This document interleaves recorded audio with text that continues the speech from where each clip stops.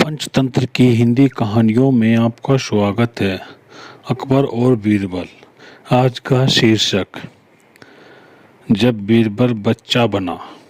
एक दिन बीरबल दरबार में देर से पहुंचा। जब बादशाह ने देरी का कारण पूछा तो वह बोला, मैं क्या करता हुजूर, मेरे बच्चे आज जोर जोर से रोकर कहने लगे कि दरबार में न जाऊं। किसी तरह उन्हें बहुत मुश्किल से समझा पाया कि मेरे दरबार में हाजिर होना कितना ज़रूरी है। इसी में मुझे काफ़ी समय लग गया और इसीलिए मुझे आने में देरी हो गई। बादशाह को लगा कि बीरबल बहानेबाजी कर रहा है। बीरबल के इस उत्तर से बादशाह को तसल्ली नहीं हुई। वह बोले, मैं तुमसे सहमत नहीं हूँ। किसी भी बच्चे को समझाना इतना मुश्किल नहीं जितना तुमने बताया।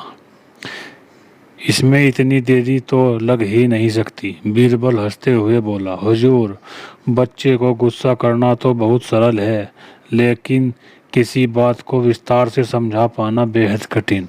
अकबर बोले, मूर्ख जैसी बात मत करो। मेरे पास कोई भी बच्चा लेकर आओ, मैं तुम्हें दिखाता हूँ कि कितनी आसान है यह काम। ठीक है जहाँपनाह, बीरबल बोले, मैं खुद ही बच्चा बन जाता हूँ और वैसे ही व्यवहार करता हूँ। तब आप एक पिता की भांति मुझे संतुष्ट करके दिखाओ। फिर बीरबल ने छोटे बच्चे की तरह बर्ताव करना शुरू कर दिया।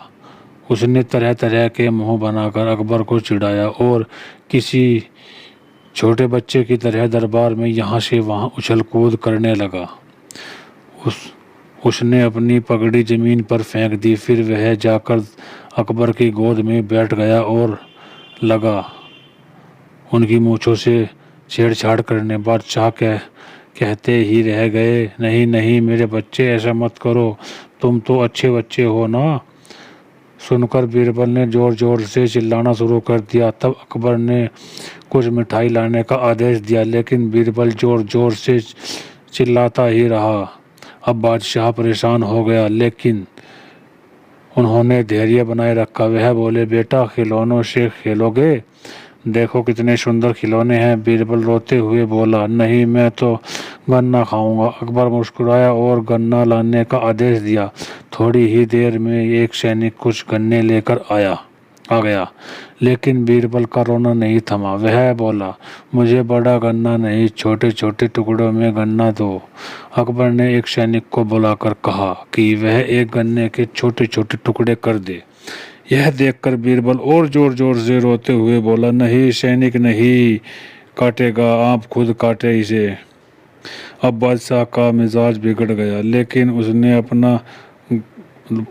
उसके पास गन्ना काटने के अलावा कोई और चारा न था, और करता भी क्या, खुद अपने ही बिछाए जाल में फंस गए थे। वह गन्ने के टुकड़े करने के बाद वह बीरबल के सामने रखते हुए बोले, अकबर, लो इसे खा लो बेटा। अब बीरबल ने बच्चों की भांति मचलते हुए कहा, नहीं, मैं तो पूरा गन्ना ही खाऊंगा। बादशाह ने एक साबुत गन्ना उठाया और बीरबल को देते हुए बोले, लो पूरा गन्ना और रोना बंद करो। लेकिन बीरबल रोते हुए ही बोला, नहीं, मुझे तो इन छोटे टुकड़ों से ही साबुत गन्ना बना कर दो।